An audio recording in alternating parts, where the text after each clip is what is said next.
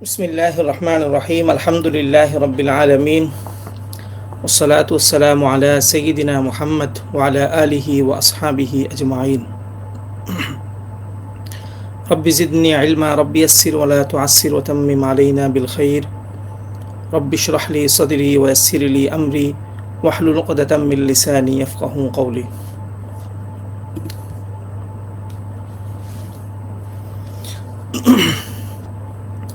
বিভিন্ন সময় আমাদের অনেক ভাই বলেছিলেন যে অনলাইনে কোনো আকিদার একটা প্রশিক্ষণ হোক বা যে কোনো একটা কিছু চালু করা যায় কিনা।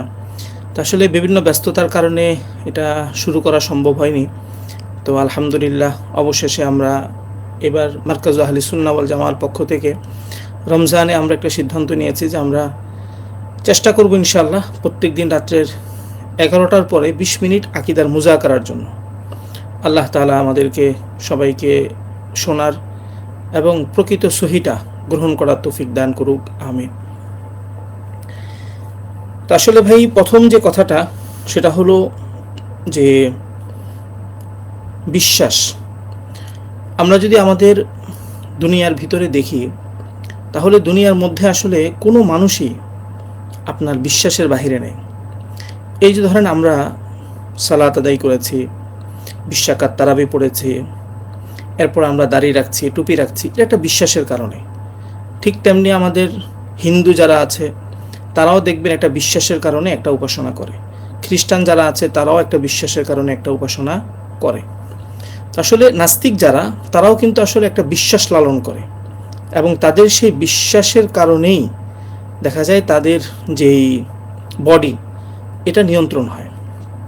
দেখবেন তারা আল্লাহকে নিয়ে বিভিন্ন কথা বলবে, নবীজি সাল্লাল্লাহু আলাইহি ওয়াসাল্লামকে নিয়ে বিভিন্ন কথা বলবে। এর কারণ কিন্তু হচ্ছে যে তাদের বিশ্বাস, অর্থাৎ তারা বিশ্বাসটা করে, এরপর জবানের মাধ্যমে, অঙ্গভঙ্গির মাধ্যমে তারা তাদের যেই বিশ্বাসটা, ওই বিশ্বাসটাকে তারা প্রকাশ করে। আসলে দুনিয়ার মধ্যে বিশ্বাস ছাড়া আসলে কোনো মানুষ নেই, প্রত্যেক মানুষই একটা বিশ্বাসের অধীনে আছে। তো এই যে বিশ্বাস আমরা মুসলিমরা ধারণ করি, আমাদের বিশ্বাসটাকে যদি আমরা দুইটা ভাগে ভাগ করতে পারি। প্রথম ভাগ যেটা, সেটা হলো এতটুকু বিশ্বাস অবশ্যই থাকতে হবে যে বিশ্বাসের মাধ্যমে পরকালে জান্নাত নিশ্চিত হবে।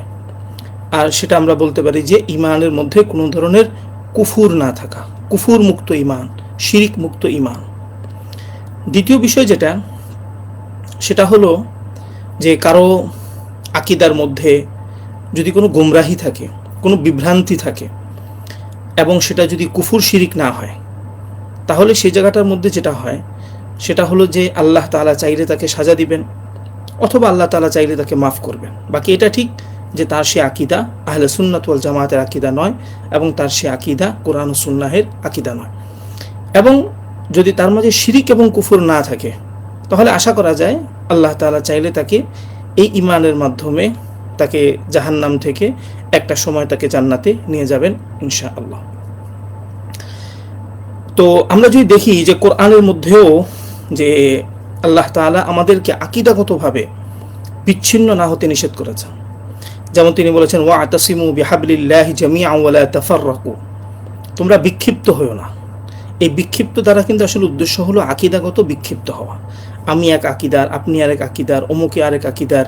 তো এই আকীদাগত বিক্ষিপ্ততার কারণে মুসলমানদের শক্তি নষ্ট হয়ে যায়।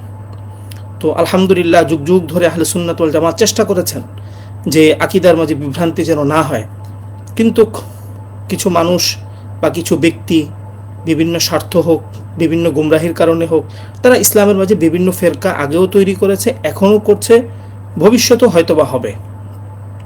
বাকি যুগের ওলামায়ে কেরাম যারা থাকেন, তাদের জন্য বড় একটা দায়িত্ব থাকে যে সাধারণ মানুষ যারা থাকবেন তাদেরকে সহি আকীদাটা জানানো, সহি আকীদাটা তাদেরকে শেখানো, এবং বিভ্রান্তিমূলক আকীদা থেকে তাদেরকে বিরত রাখা। তো আলহামদুলিল্লাহ আমরা আমাদের এই দর্সের মধ্যে আমরা চেষ্টা করব যে প্রকৃত যে সহি আকীদা, এবং যেটা আহলে সুন্নাত ওয়াল জামাতের আকীদা, এবং যেটা কোরআন ও সুন্নাহের আকীদা, ওই আকীদাটাই আপনাদের সামনে পেশ করার জন্য আল্লাহ আমাদের সকলকে তৌফিক দান করুক, আমিন।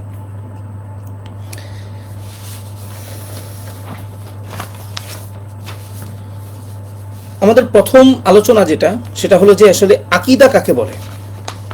আমি যদি একবারে মানে এই আলোচনাগুলোর মধ্যে আমি ইনশাআল্লাহ চেষ্টা করবো একবারে খুব সহজভাবে বিষয়গুলো পেশ করার জন্য, যাতে করে আমাদের সাধারণ ভাই এবং আমাদের ইলমি লাইনের ভাই সকলের জন্য বিষয়গুলো বুঝতে পারে।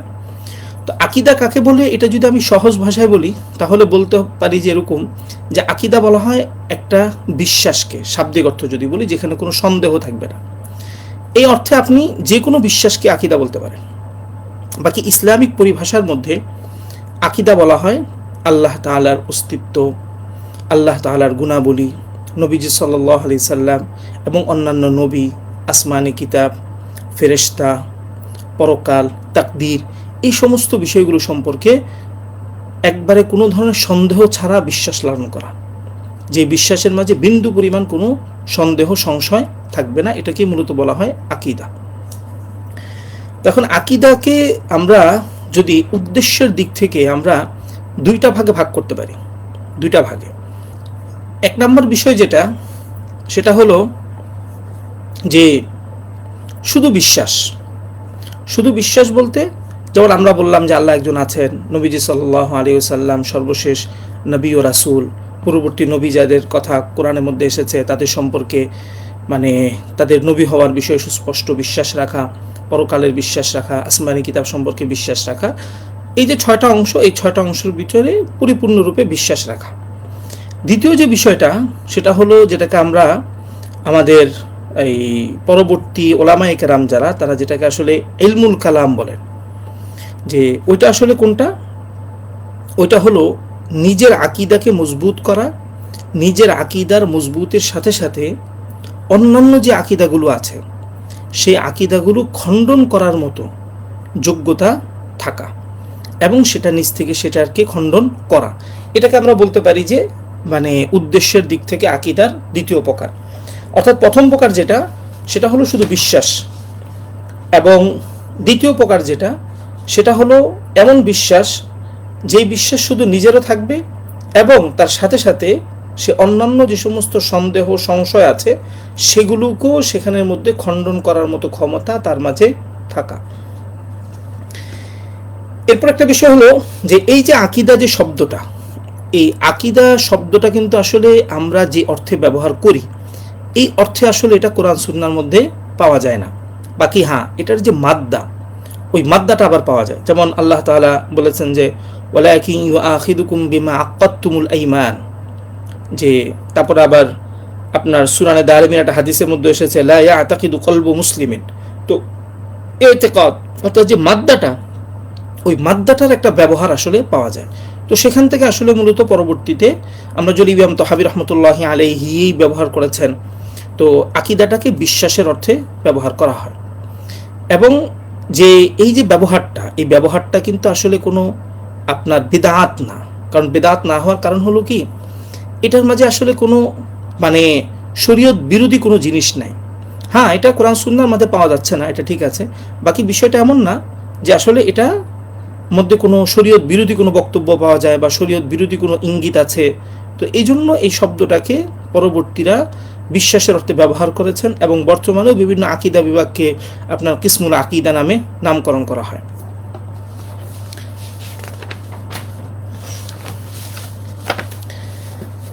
এরপর আমি যে বিষয়টা বললাম যে আকীদার দুইটা জিনিস, প্রথম যেটা সেটা হলো যে আকীদা, ওই আকীদাটাকে মজবুত করা এবং সেইভাবে সেই বিশ্বাস রাখা এক। দুই নম্বর হলো ভ্রান্ত যে আকীদা, ওই আকীদাগুলোকে খণ্ডন করা। উদাহরণস্বরূপ আমরা যদি দেখি যে কোরআনের মধ্যেও আল্লাহ তাআলা এই উসলুবটা অবলম্বন করেছেন অনেক জায়গার মধ্যে। যেমন আল্লাহু লা ইলাহা ইল্লা হুয়াল হাইয়ুল কাইয়্যুম, এই আয়াতের মধ্যে দেখা যায় তিনি এই যে একটা আকীদা, অর্থাৎ যেটা তোমাকে রাখতে হবে যে আল্লাহ ছাড়া কোনো ইলাহ নেই, এই বিশ্বাসটা তিনি উল্লেখ করছেন। আবার যদি আমরা দেখি যে আরেক আয়াতের মধ্যে আল্লাহ তাআলা বলছেন ওয়াকালাতিল ইয়াহুদ উযাইরুন ইবনুল্লাহ ওয়াকালাতিন নাসারা আল মাসীহ ইবনুল্লাহ যালিকা কাওলুহুম বিআফওয়াহিহিম। এখানের মধ্যে কিন্তু দেখা যায় যে আল্লাহ তাআলা বিভিন্ন যে ইহুদি এবং নাসারাদের যে আকীদা, ওই আকীদা উল্লেখ করছেন, তার সাথে সাথে সেই আকীদাকে খণ্ডনও করছেন।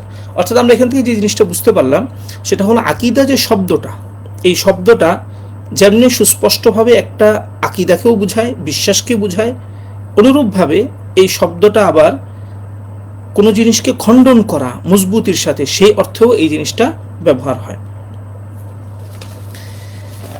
এবার আসি আমরা একটা গুরুত্বপূর্ণ আলোচনায়, সেটা হলো আসলে আকীদার উৎস কি।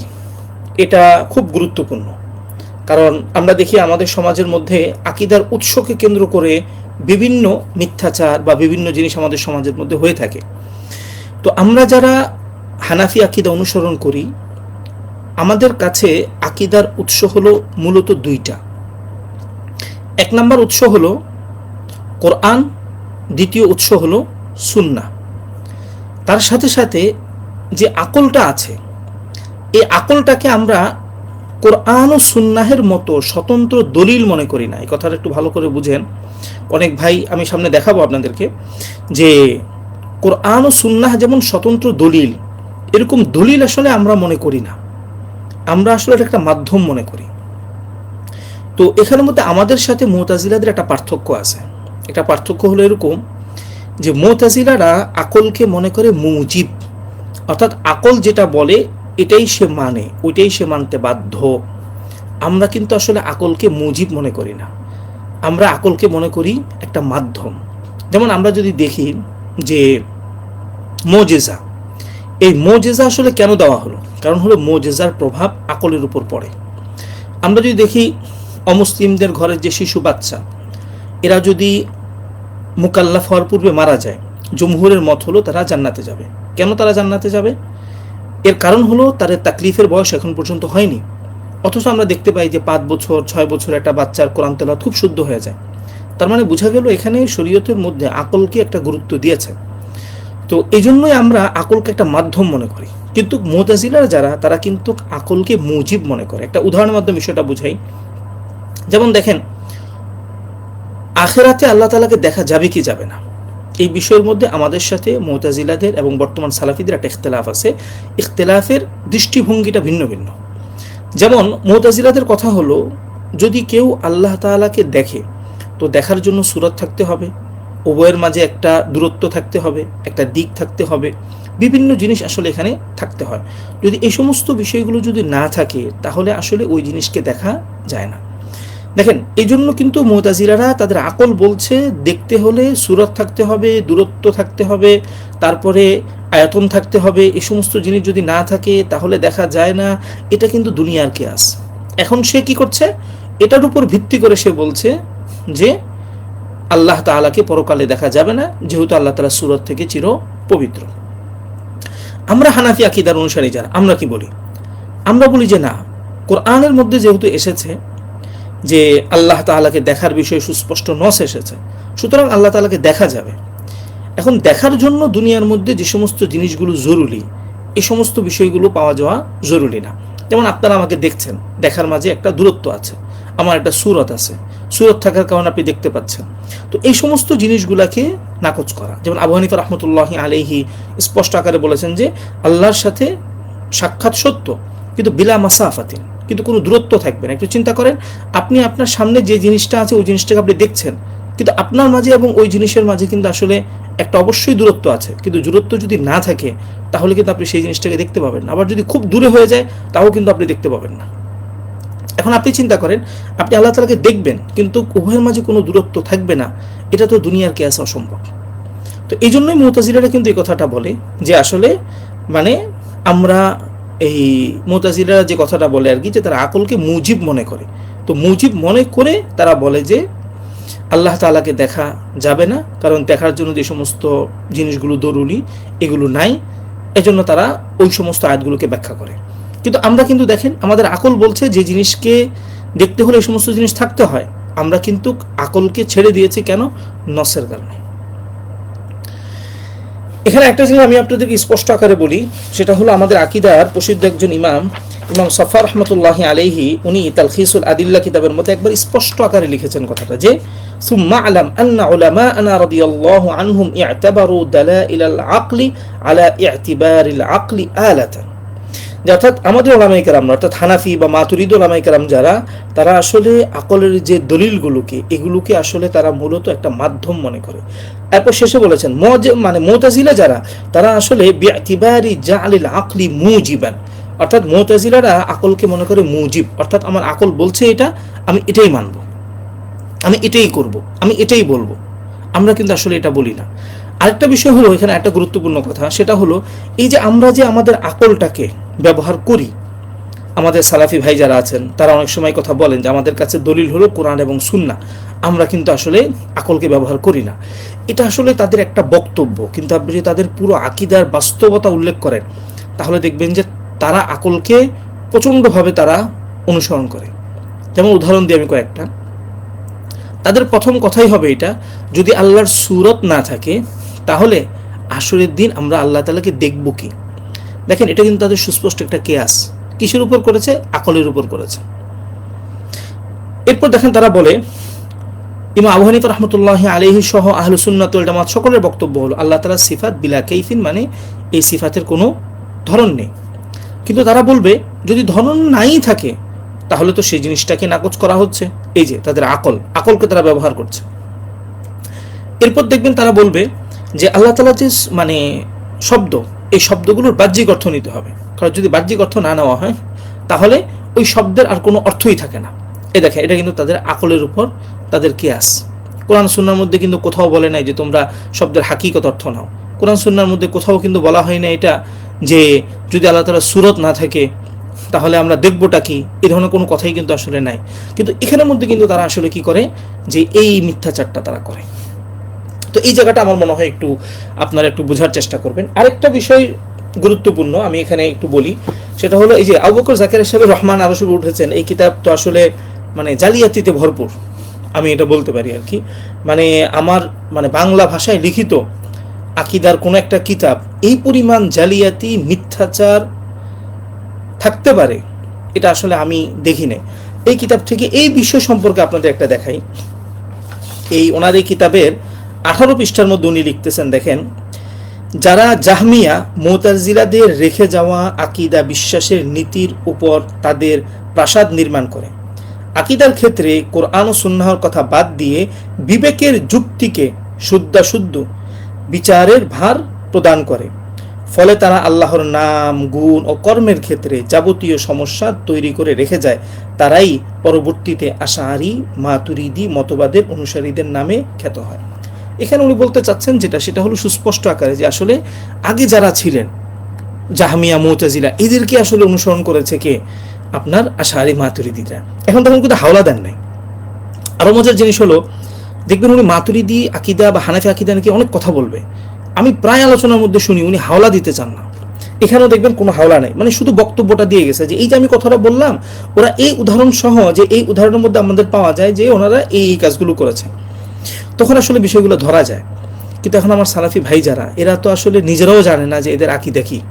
আবু বকর জাকারিয়া যেটা বলে সেটাই সে বিশ্বাস করে। এখানে সে বলে দিল যে আমরা যারা আছি আমরা কি করেছি, কোরআন সুন্নাহের কথা বাদ দিয়ে বিবেকের যুক্তিকে আমরা প্রাধান্য দিয়ে শুরু করে দিয়েছেন। বিবেকের যুক্তিকে কে প্রাধান্য দিয়েছে কোরআন সুন্নাহকে বাদ দিয়ে? শাইখ, আপনি যে কথাটা বললেন, আপনি তো উদাহরণ দেওয়া দরকার ছিল, আপনি তো এখানে একটা উদাহরণ আপনি দেননি। এটা আসলে ওনার একটা সুস্পষ্ট মিথ্যাচার। তো এই জন্য আমি আমার সম্মানিত শ্রোতাদের বলতে পারি যে আপনার এই একটা কিতাব আছে, এই কিতাবটা আপনার জুহুদুল মাদ্রাসাতিল মাতুরিদিয়া ফি রাদ্দি আলাল মুতাজিলা, খুবই মুফিদ একটা কিতাব। এই কিতাবের বৈশিষ্ট্যটা হলো মানে অর্থাৎ মাতুরিদি এবং মুতাজিলাদের সাথে যে সমস্ত বিষয়গুলো নিয়ে ইখতিলাফ আছে, ওই সমস্ত ইখতিলাফগুলোর মধ্যে মাতুরিদির অবস্থান কি এবং মুতাজিলাদের অবস্থান কি, মুতাজিলাদের দলিল কি, মাতুরিদিদের দলিল কি, মুতাজিলাদের দলিলের খণ্ডন কি সেটাও আছে, মাতুরিদি দলিলের উপর মুতাজিলাদের যদি কোনো আপত্তি থাকে তাহলেও সেটার খণ্ডন কি, পুরো বিষয়টা এই কিতাবটার মধ্যে আপনি তাফসীরে ভাবে পাবেন। তো এই জন্য আমি সম্মানিত শ্রোতা এবং বিশেষ করে সালাফি ভাইদেরকে বলবো যে আসলে আপনারা তো আসলে মানে দুঃখের সাথে বলতে হয় যে আপনাদের আকসার ভাই হন এরকম যে আসলে আরবি সম্পর্কে তার কোনো জ্ঞান নাই। ভাই, আরবির জ্ঞান না থাকলে তো আপনি উলুমে ইসলামিয়ার মাঝে ঢুকতে পারবেন না। আপনাকে আবু বকর জাকারিয়ার অন্ধ তাকলিদ ছাড়া আপনার কপালে আর কিচ্ছু থাকবে না। তো এই কিতাবটা আমরা যারা আছি, আমার সালাফি ভাইদের মধ্যে যারা আরবি পারেন তাদেরকে আমি বলবো অবশ্যই কিতাবটা পড়বেন। তাহলে দেখেন আকীদাগত পার্থক্যগুলো খুব বড় বড় পার্থক্য হয় না, খুব সূক্ষ্ম কিছু পার্থক্য হয়। ওই পার্থক্যগুলো ধরতে হয়, ওই পার্থক্যগুলো বুঝতে হয়। কিন্তু আবু বকর জাকারিয়া সাহেব নিজেও জানেন ভালো করে যে আমি যদি মাতুরিদি আকীদা বা হানাফি আকীদার যে বাস্তবতা, এটা যদি আমি সমাজের মাঝে পেশ করে দিই, তাহলে সমাজ আবু বকর জাকারিয়ার দেহবাদী আকীদা গিলবে না। এই জন্য উনি কি করেছেন, এজন্য উনি ওদের নাম দেয় জাহমিয়া, ওদের নাম দেয় মুতাজিলা, ওদের নাম দেয় এই, ওদের নাম দেয় সেই, এইভাবে কি করে একটা মিথ্যাচার তৈরি করে, মিথ্যাচার তৈরি করে মূলত ওনার দেহবাদী যে আকীদা, ওই আকীদাটাকে উনি চালানোর চেষ্টা করে। তো আজকের যেই দর্শের যে আলোচনা, ওই আলোচনার সময়ও শেষ হয়ে গিয়েছে। তো আশা করি আপনারা বিষয়গুলো বুঝতে পেরেছেন। সর্বশেষ যে বিষয়টা আমি বলছি, এটা আবার একটু খোলাসা বলছি আপনাদের সহজে বোঝার জন্য, যে আসলে আমাদের মাতুরিদি বা হানাফিরা কোরআন সুন্নাহকে বাদ দিয়ে আকলকে প্রাধান্য দেয়, এটা হলো আবু বকর জাকারিয়া সুস্পষ্ট একটা মূর্খতা। এবং যদি কিয়ামত কায়েমও যদি হয়ে যায়, তারপরেও তিনি এই সমস্ত বিষয়ের মধ্যে দেখাতে পারবেন না যে তারা কোরআন সুন্নাহ সুস্পষ্ট নথকে তারা বাদ দিয়ে দিয়েছে, বাদ দিয়ে তারা আকলকে প্রাধান্য দিয়েছে। বরঞ্চ সালাফি যারা, এরা আকলকে প্রাধান্য দেয়। সহজে বলবে, যদি আল্লাহ তাআলার সুরতি না থাকে তাহলে দেখবোটা কোথায়? এই যে সে দুনিয়ার উপর আল্লাহ তাআলাকে কিয়াস করছে। এই জন্যই আমি সামনে যখন আলোচনা আসবে ইনশাল্লাহ দেখাবো যে আসলে এগুলো আসলে মূলত দেহবাদীদের আকীদা আর কি। তো আমার সালাফি ভাইদেরকেও বলবো যে মুতাজিলাদের সাথে আমাদের যে পার্থক্যটা, অর্থাৎ শরীয়তের যে দলিল, এই দলিলের ক্ষেত্রে আকীদার দলিল কি হবে, এক্ষেত্রে আমরা বলি আমাদের দলিল হলো কোরআন এবং সুন্নাহ, এই দুটো হচ্ছে আমাদের দলিল। বাকি হ্যাঁ, দুইটা ক্ষেত্রে আমরা আকীদার দুইটা ক্ষেত্রের মধ্যে আমরা আপনার এই আকল যেটা আছে, আকলের মাধ্যমে বিষয়টা বোঝার চেষ্টা করি। এর মধ্যে একটা জিনিস হলো আল্লাহর অস্তিত্ব। কারণ হলো আল্লাহর অস্তিত্বের বিষয়টা আপনি যখন নাস্তিকের সাথে আলোচনা করতে যাবেন, তখন আপনাকে যুক্তি দিয়ে কথা বলতে হবে। কারণ তার কাছে কোরআন দলিল না, হাদিস তার কাছে দলিল না, এই জন্য তাকে যুক্তি দিয়ে আপনাকে বোঝাতে হবে। আর এই যুক্তিটাই হলো আকল। কারণ আকল তার কাছেও দলিল, আমার কাছেও দলিল, সবার কাছে দলিল। আকল যখন পরাজিত হয়ে যাবে, তখন সে ঠিকই মেনে নেবে যে ওই জায়গার মধ্যে সে কি বলতে চেয়েছে। দ্বিতীয় হলো মানে নবুয়ত প্রমাণ করা, অর্থাৎ উনি যে একজন নবী, এই বিষয়টা নিয়ে ইনশাআল্লাহ আমরা সামনে যখন নবুয়ত আলোচনা আসবে তখন আমরা বিষয়টা আরো বিস্তারিত বলবো। তো নবুয়ত, যে নবীর যে নবী, এই নবুয়ত প্রমাণের জন্য আকলকে আমরা দলিল মনে করি। এজন্য কারণ হলো যে আল্লাহ তাআলা দেখবেন বিভিন্ন মুজিজা প্রকাশ করেছেন, এই মুজিজার কাজ কিন্তু হলো কি আকলের মধ্যে প্রভাব ফেলা। তো এই জন্য আসলে আমরা দুইটা ক্ষেত্রে, একটা হলো উজুদুল্লাহ, আরেক হচ্ছে সুবুতুন নবুয়া, এই দুইটা জায়গার মধ্যে আমরা আকলকে দলিল মনে করি। দলিল মনে করা মানে হলো মাধ্যম মনে করা। কিন্তু বিষয়টা এমন না যে আল্লাহ বা আল্লাহর অন্যান্য যে বিষয়গুলো আছে সেগুলোর মধ্যে মুতাজিলাদের মতো যে আকল যখন বিরোধী হয়ে যায় তখন আমরা দেখা যায় কোরআন সুন্নাহকে ছেড়ে দিয়ে আমরা আকলকে ধরে নিই। এগুলো হলো সালাফি আকীদার একটা মিথ্যাচার এবং একটা মূর্খতা এবং তাদের একটা অজ্ঞতা। আর সালাফি ভাইরা, অধিকাংশ ভাইরাই আসলে মানে আরবি সম্পর্কে, উলুমে ইসলামের আকীদা সম্পর্কে ধারণা না থাকার কারণে তারা আসলে এই সূক্ষ্মাতি সূক্ষ্ম পার্থক্যগুলো ধরতে পারে না। আবু বকর জাকারিয়া সাহেবের মিথ্যাচারের উপর মানে মিথ্যাচারের উপর ভিত্তি করে এরা দেখা যায় আমাদেরকেও দোষারোপ করে, এরাও গুনাহগার হয়, তার সাথে সাথে সকলকে এরা মানে মিথ্যা একটা ছড়ায়। আল্লাহ তাআলা আমার সালাফি ভাইদেরকে হেদায়েত দান করুক, তাদেরকে সহিহ বুঝ দান করুক। এখন আজকের বিষয়ের সাথে দেখি কোনো কমেন্টে কোনো কথা আছে কিনা, তাহলে ইনশাআল্লাহ মানে এটা উল্লেখ করব।